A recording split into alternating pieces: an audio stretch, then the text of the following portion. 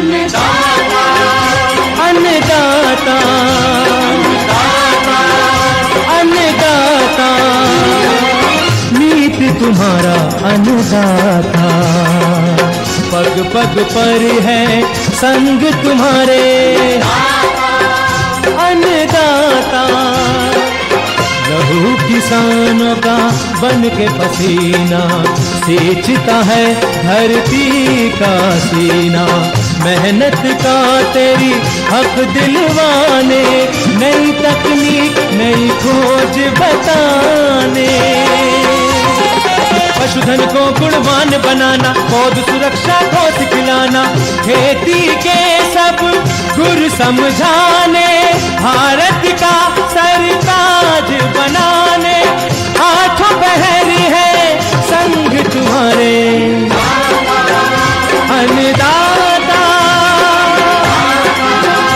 अन्नदाता। नमस्कार, मैं हूं शुभ मिश्रा और आप सभी दर्शकों का अन्नदाता कार्यक्रम में बहुत बहुत स्वागत करती हूं। हमारे देश का किसान जन का पोषक है, वो श्रम का देवता है, अन्नदाता है और उसमें ही भारत की आत्मा निवास करती है। ऐसे ही किसानों की प्रगति के लिए हम खेती बाड़ी से जुड़ी बहुत सी नई लाभकारी जानकारियां हर रोज सुबह आपके लिए लेकर आते हैं। तो चलिए कार्यक्रम शुरू करने से पहले देखते हैं क्या है आज के अन्नदाता में खास। जूट की कटाई और रेशा निकालने की उन्नत तकनीक।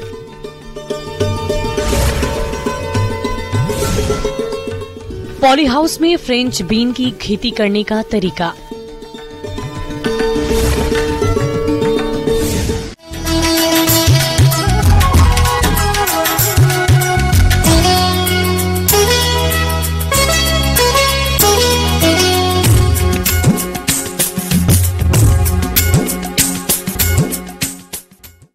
प्रदेश के जिन किसानों ने जूट की खेती की है, उनकी फसल कटाई की योग्य तैयार हो चुकी है और कई किसान इसकी कटाई में लगे होंगे, लेकिन इसकी कटाई से लेकर रेशा निकालने तक काफी बारीकी से काम करना पड़ता है, क्योंकि इन कामों पर की गई लापरवाही के कारण रेशों की क्वालिटी खराब हो जाती है और किसानों को इसका अच्छा दाम नहीं मिल पाता।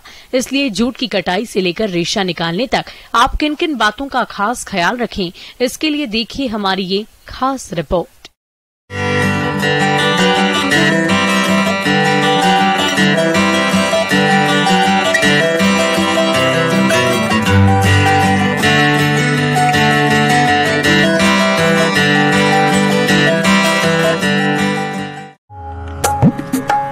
जूट की खेती व्यापारिक इस्तेमाल के लिए नकदी फसल के रूप में की जाती है। जूट का पौधा रेशेदार पौधा होता है, जिसे पटसन के नाम से भी जाना जाता है। इसके पौधे की लंबाई 6 से 10 फीट तक पाई जाती है और इसके पौधे को सड़ाकर इसके रेशे तैयार किए जाते हैं, जिनसे कई चीजें बनाई जाती हैं। इसके रेशों का इस्तेमाल बोरे, दरी, टाट, तंबू, तिरपाल, रस्सियां, कपड़े और कागज इत्यादि बनाने में भी किया जाता है। जूट की फसल से अच्छी आमदनी हो, इसके लिए फसल की कटाई से लेकर रेशा निकालने तक काफी ध्यान देने की जरूरत है, क्योंकि रेशों की क्वालिटी पर ही इसका दाम निर्भर करता है। फिलहाल जूट की फसल कटाई योग्य हो गई है और कई किसान कटाई के काम में जुट गए। जूट के पौधों की कटाई टाइम पर की जानी जरूरी होती है, क्योंकि टाइम से पहले या बाद में इसकी कटाई करने से जूट की गुणवत्ता में कमी देखने को मिलती है, जिसका असर इसकी पैदावार पर होता है। समय से पहले काटने पर जूट के रेशे छोटे बनते हैं, जबकि देरी से काटने पर रेशे मोटे और कमजोर हो जाते हैं और जड़ों का विकास अधिक हो जाता है, जिससे रेशों की ग्रेडिंग खराब हो जाती है। इससे किसानों को हजारों रुपए का प्रति क्विंटल की दर से नुकसान भी होता है। कुछ किसान इसकी कटाई ना कर इसे जड़ सहित उखाड़ लेते हैं, जिससे रेशों की क्वालिटी खराब होने की आशंका बनी रहती है। जूट की फसल की परिपक्वता की पहचान के कई मानक हैं। पहला, फसल की अवधि। आमतौर पर जूट की फसल बुआई के 120 से 130 दिन यानी लगभग 4 महीने में परिपक्व हो जाती है।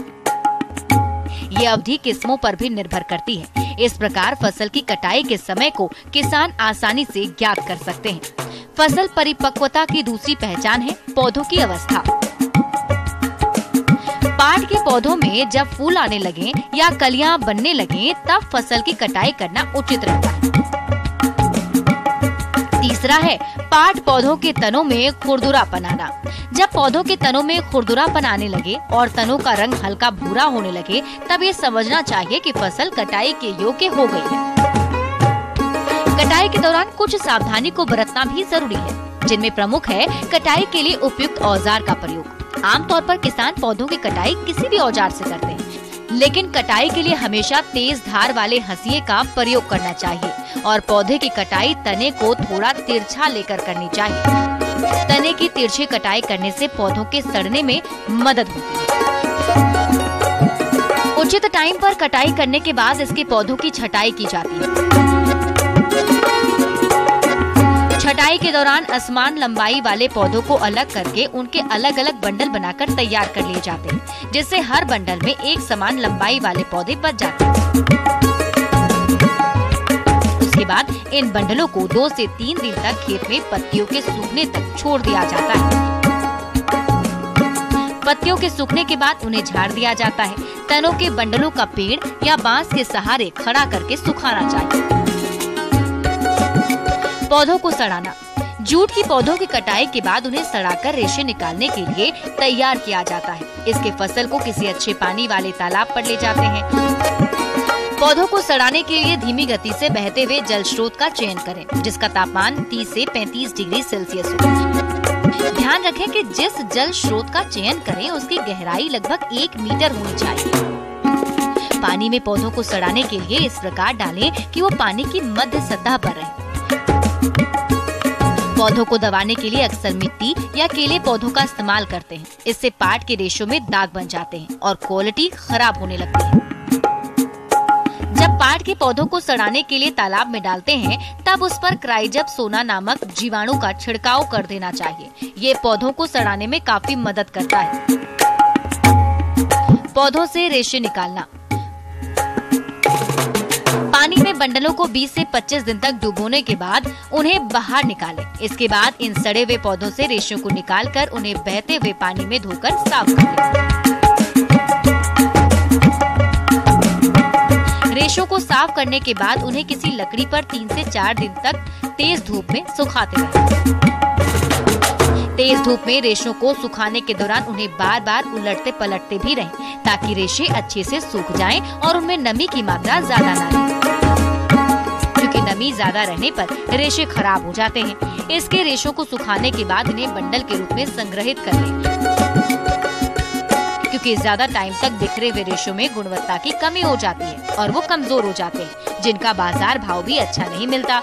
जूट की खेती लगभग 5 महीने की होती है। इसके पौधों की उचित देखभाल कर इसकी 1 हेक्टेयर खेती से 30 से 35 मन पैदावार प्राप्त की जा सकती है, जिससे किसान भाई एक बार में लगभग 60 से 80 हजार रुपए तक की कमाई कर सकते हैं।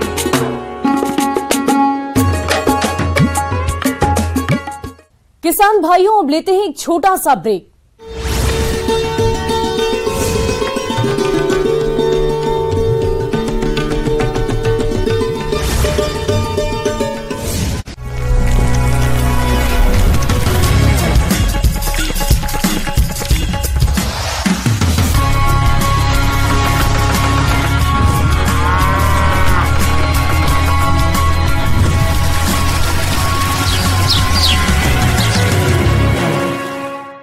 और ब्रेक के बाद आप सभी दर्शकों का अन्नदाता में एक बार फिर से स्वागत है।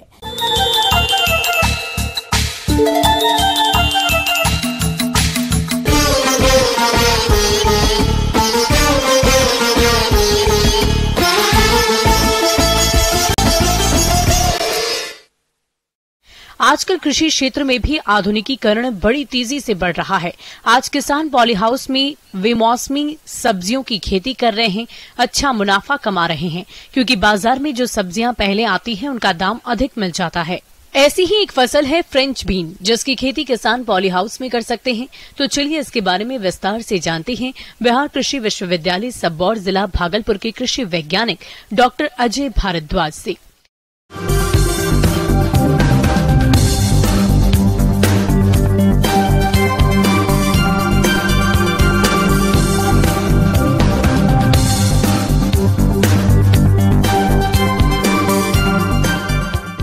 किसान भाइयों, आज मैं आपको एक ऐसी फसल के बारे में बताना चाहता हूं जिस फसल का नाम है फ्रेंच बीन।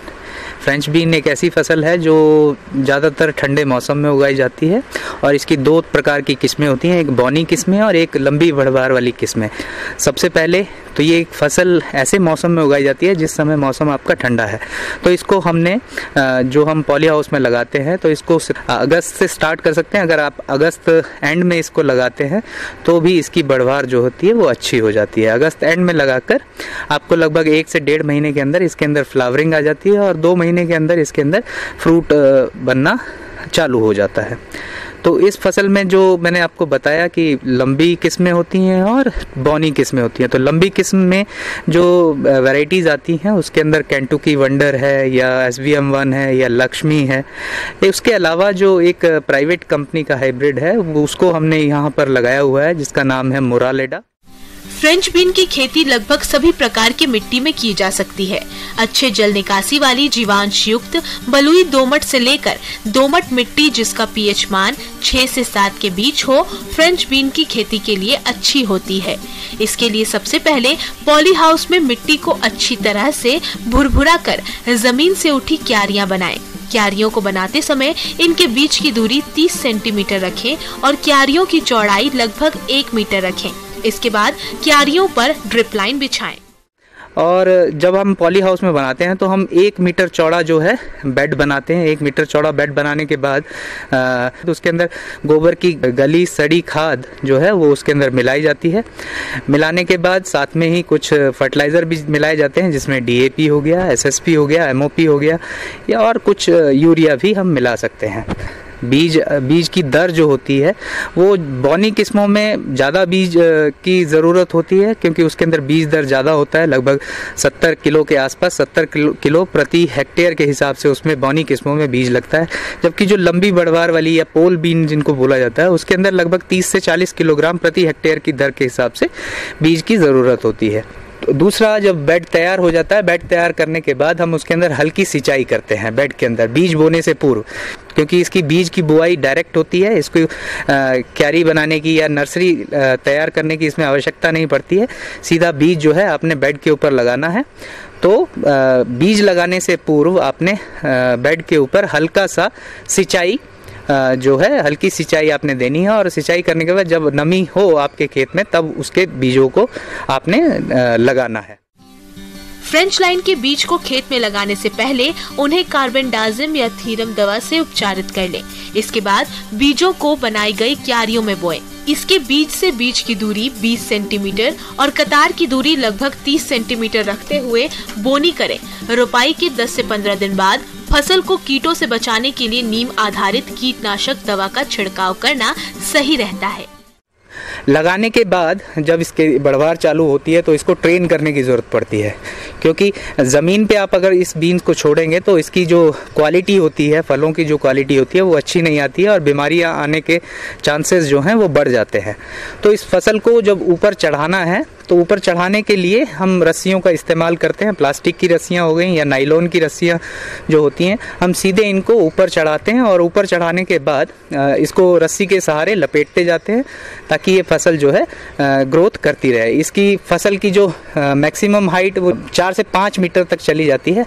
12 फीट आप एवरेज मान के चले कि इतनी ऊंचाई तक ये फसल जो है चली जाती है। यूं तो फ्रेंच बीन दलहनी फसल है, लेकिन नत्रजन स्थिरीकरण के लिए नोड्स नहीं बनते हैं, इसलिए फसल में नत्रजनीय उर्वरकों का प्रयोग करना पड़ता है। चूँकि पॉली हाउस में ड्रिप लगी रहती है, इसलिए अच्छे उत्पादन के लिए घुलनशील उर्वरकों का प्रयोग करें। तो ड्रिप इरिगेशन के तहत हम जो फर्टिलाइज़र, जो घुलनशील फर्टिलाइज़र जैसे NPK 18-18-18 या NPK 19-19-19, उसकी मात्रा लगभग 2 से 3 ग्राम प्रति लीटर पानी में मिलाकर उसकी मात्रा को हम हफ्ते में 2 बार इसकी ड्रिप इरिगेशन से छोड़ते हैं ताकि इसकी फर्टिलाइजेशन की रिक्वायरमेंट जो ज़रूरत है वो पूरी हो सके। दूसरी बात ये आती है कि अगर इसके अंदर कटाई छटाई जब हम करते हैं, जब बीच में फसल में पत्तियाँ पीली पड़ जाएँ या खराब हो जाए पत्तियां तो उसकी कटिंग भी हम करते हैं। जो ज़मीन से सटी हुई पत्तियां हैं उसके 3 से 4 नोड तक हम उसकी कटिंग करते हैं। कटिंग करने से ऐसा होता है कि जो पानी के छींटे से या मिट्टी के साथ जो लग के पत्तियां जो खराब हो जाती हैं उससे हम पौधे को बचा सकते हैं, बीमारी को फैलने से बचा सकते हैं। पॉली हाउस में खरपतवारों का प्रकोप कम होता है, फिर भी पौधों की अच्छी बढ़वार हो, इसके लिए समय समय पर निदाई गुड़ाई कर खरपतवारों को निकालते रहें। साथ ही भूमि में नमी की कमी होने पर निश्चित अंतराल पर ड्रिप द्वारा सिंचाई करें। पॉली हाउस में फ्रेंच बीन की लंबी बढ़ने वाली किस्मों की खेती की जाती है, इसलिए पौधों की बढ़वार अवस्था पर इनको सहारा देना चाहिए। दूसरा जो सिंचाई जो हम इसके अंदर करते हैं, सिंचाई हमें लगातार अंतराल पे करनी चाहिए, क्योंकि ये जो फसल है इसकी जड़ें काफ़ी उथली होती है, यानी ज़मीन के आसपास ही होती है, बहुत ज़्यादा गहरी इसकी जड़ें नहीं होती। तो ऐसी फसल में हमेशा ये ध्यान रखना होता है कि आप ज़्यादा पानी ना दें, पानी जितना ज़रूरत है पौधे को उतना ही पानी दें। दूसरी बात आती है कि इसमें बीमारियों का प्रकोप या कीटों का प्रकोप कितना रहता है। बीमारियां भी कई प्रकार की बीमारियां हैं जो इसके अंदर आती है। अगर आपको ऐसे पत्ते आपके पौधों के ऊपर दिखाई दे तो उस अवस्था में आप कार्बेंडाजिम या मैनकोजेब का जो स्प्रे है वो आप करें 10 दिनों के अंतराल पर। दूसरा आता है कीटों का प्रकोप। अगर जो कीट आपकी फसलों में लग रहे हैं, ज़्यादातर एफिड जो माहू या चैपा जिसको बोला जाता है वो लगता है। रेड स्पाइडर माइट जिसको लाल मकड़ी भी बोला जाता है, वो उसका भी प्रकोप इस फसल के अंदर ज़्यादा रहता है। तो ऐसी बीमारियों से या ऐसे कीटों से बचने के लिए आप इमिडाक्लोप्रिड जो एक दवाई है उसका स्प्रे कर सकते हैं। उसके स्प्रे के लिए 1 मिलीलीटर 1 ml दवाई को 3 लीटर पानी में घोल बनाकर आप छिड़काव करेंगे तो उससे काफ़ी हद तक बचा जा सकता है और अपनी फसल को आप बचा सकते हैं। अब आती है इसकी तुड़ाई की बात। तो इसकी तुड़ाई जो होती है वो लगभग 60 से 70 दिन के बाद चालू कर सकते हैं और इसकी तुड़ाई काफ़ी लंबे दिनों तक चलती है, काफ़ी ज़्यादा दिनों तक चलती है। एक बार फल बनने के बाद इसकी 3 से 4 महीने, अगले 3 से 4 महीने इसकी तुड़ाई लगातार चलती रहती है। तो आशा है कि आप लोग पॉली हाउस में या फिर ओपन फील्ड में इस फसल की खेती जब करेंगे तो आपको अत्यधिक मुनाफा होगा। धन्यवाद। आगे और भी है खेती बाड़ी से जुड़ी बहुत सी रोचक जानकारियां, कहीं नहीं जाइएगा, रुकेंगे एक छोटे से ब्रेक के लिए।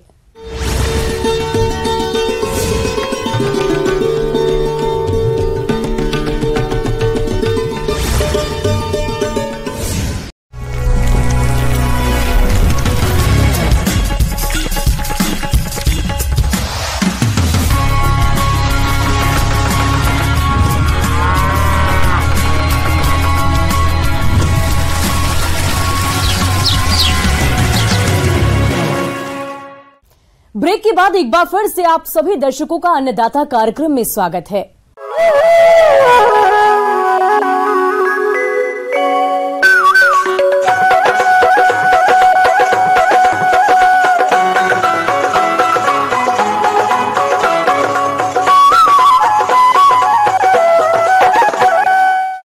किसान भाइयों, अगर आप मुर्गी पालन से जुड़े हैं और कम लागत में अच्छा मुनाफा कमाना चाहते हैं तो आपको मुर्गियों के आहार प्रबंधन पर विशेष ध्यान देना होगा, क्योंकि इनके आहार में बढ़ती गई लापरवाही के कारण मुर्गियों की बढ़वार प्रभावित होती है, जिससे अंडा और मांस उत्पादन कम होता है और किसानों को नुकसान उठाना पड़ता है।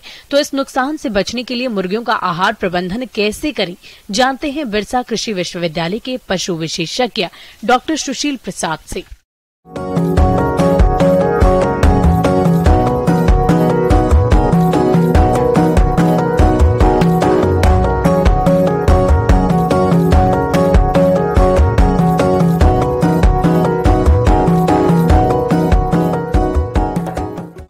आज हम मुर्गियों में खास तौर से संतुलित आहार की बात करेंगे। सबसे पहली बात है कि संतुलित आहार है क्या।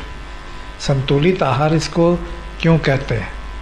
क्योंकि हर जीव जंतु को एक संतुलन के लिए एक उम्र के हिसाब से, जैसे कोई बच्चा है तो उसे प्रोटीन की मात्रा ज़्यादा चाहिए, कोई बड़ा है तो उसे कार्बोहाइड्रेट की ज़्यादा ज़रूरत है, और उसी प्रकार से प्रोटीन, कार्बोहाइड्रेट, फैट, ये 3 चीज़ हमारे भोजन में उपलब्ध होता है और उसे हम उसी हिसाब से देते हैं। कि अगर आप अंडे देने वाली मुर्गियां रख रहे हैं तो उसमें 3 प्रकार का दाना दिया जाता है। पहला स्टार्टर जो कि 2 महीने तक दिया जाता है। दूसरा दाना जो होता है वो बढ़वारी दाना कहा जाता है, यानी कि ग्रोअर। तो ग्रोअर दाना कहते हैं, जिससे कि मुर्गियों का शरीर का बनावट बढ़वार उससे होता है, और ये हम कम से कम 9वें सप्ताह से लेकर 19 सप्ताह तक देते हैं।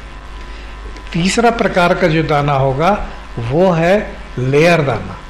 तो लेयर दाना में क्या है कि अब मुर्गियां 20 सप्ताह के बाद अंडे देना प्रारंभ करती हैं, तो उसके दाने में हमें कैल्शियम की ज़रूरत ज़्यादा होता है, क्योंकि आपने देखा होगा कि अंडे का छिलका जो बना होता है वो कैल्शियम का बना होता है। तो हमें इस प्रकार के एक संतुलित आहार बनाने की आवश्यकता होती है, जिसमें से पहला है चिक राशन।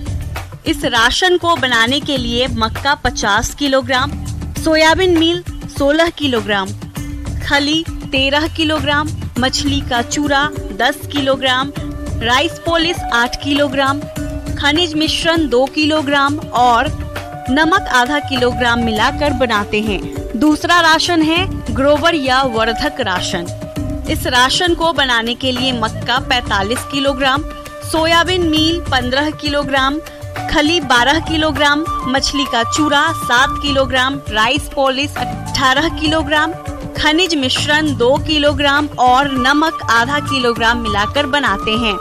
तीसरा है लेयर राशन। यह 20 से लेकर आगे के सप्ताह तक दिया जाता है। इसे बनाने के लिए मक्का 48 किलोग्राम, सोयाबीन मील 15 किलोग्राम, खली 14 किलोग्राम, मछली चूरा 8 किलोग्राम, राइस पॉलिश 11 किलोग्राम, खनिज मिश्रण 3 किलोग्राम और नमक आधा किलो मिला करके बनाते हैं। मुर्गी पालक भाइयों, इस तरह आप आहार का मिश्रण स्वयं घर में तैयार कर सकते हैं। और अगर ब्रॉयलर मुर्गी का पालन कर रहे हैं तो उसमें 2 तरीके का दाने की ज़रूरत होती है। तो ज़्यादातर जगह पर अभी जैसे ब्रॉयलर पालन हो रहा है, तो वहाँ संतुलित आहार देने के लिए तो स्टार्टर और फिनिशर 2 तरह की बात हमने कहा। तो आजकल बाज़ार में जो रेडीमेड दाना खिला रहे होंगे उनके पास प्री स्टार्टर करके भी आता है। तो स्टार्टर दाना या प्री स्टार्टर दाना जो चूज़ों को देते हैं, तो इससे क्या होता है कि इससे बढ़वारी बढ़ती है, क्योंकि इसमें प्रोटीन की मात्रा अधिक होती है। तो इसलिए ये यहाँ पर इस तरीके का दाना देने की ज़रूरत है। और आप 3 सप्ताह तक इसे देने के बाद आप चौथे सप्ताह से आप फिनिशर दाना देने लगते हैं। तो फिनिशर दाना में क्या होता है कि प्रोटीन की मात्रा कम होती है और एनर्जी यानी कि कार्बोहाइड्रेट की मात्रा ज़्यादा होती है। तो इसी प्रकार से इनका निर्धारण किया जाता है। मुर्गियों के लिए दिन के 24 घंटे पानी उपलब्ध होनी चाहिए।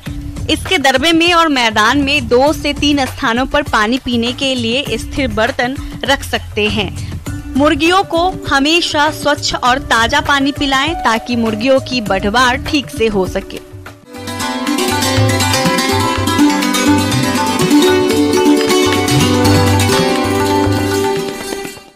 आइए जानते हैं अन्नदाता निःशुल्क फोन के माध्यम से पूछे गए समस्याओं का समाधान। आज की अन्नदाता हेल्पलाइन में हमने जिस प्रश्न को शामिल किया है उसे पूछा है गांव हेसल, जिला रांची के गंगा प्रसाद ने। आपने सरगुजा की उन्नत खेती पर जानकारी चाहिए है, तो इसके लिए देखिए कार्यक्रम का यह अंश।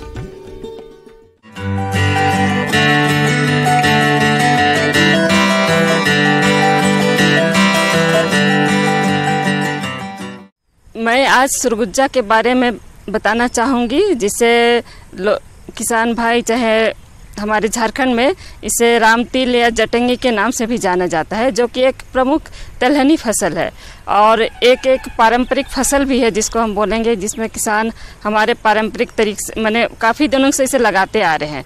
इस मौसम में जैसे अभी बारिश की कमी है, झारखंड में बारिश हो नहीं रही है, तो वैसे ये में किसान भाई अच्छा विकल्प है सरगुजा को अगर ले तो, जिससे कि खेत खाली ना रहे और अच्छी आमदनी ले सकते हैं। खेत की जैसे अभी समय है धान का वो शायद लगा चुके हैं या लगा रहे हैं, पर ऊपरी ज़मीन में या टार ज़मीन में अभी भी खेत खाली है।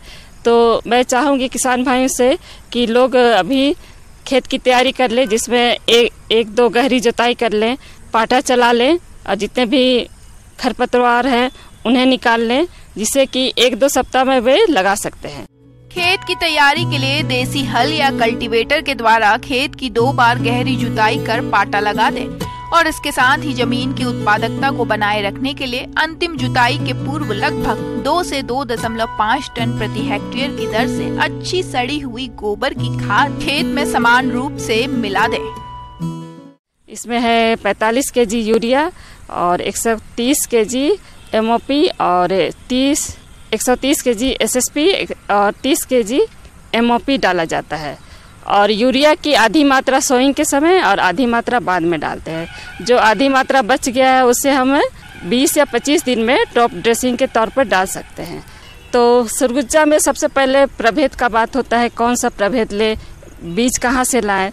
तो हमारे विश्वविद्यालय बिरसा एग्रीकल्चर यूनिवर्सिटी से 4 वेराइटी सेंट्रल लेवल से विकसित की गई है, जो कि ऑल ओवर इंडिया में भी चलता है और झारखंड में भी है, जिसमें बिरसा नाइजर 1, 2, 3 और पूजा विकसित की गई है, जिसकी उपज क्षमता बहुत अच्छी है, करीब 6 से 7 क्विंटल प्रति हेक्टेयर है।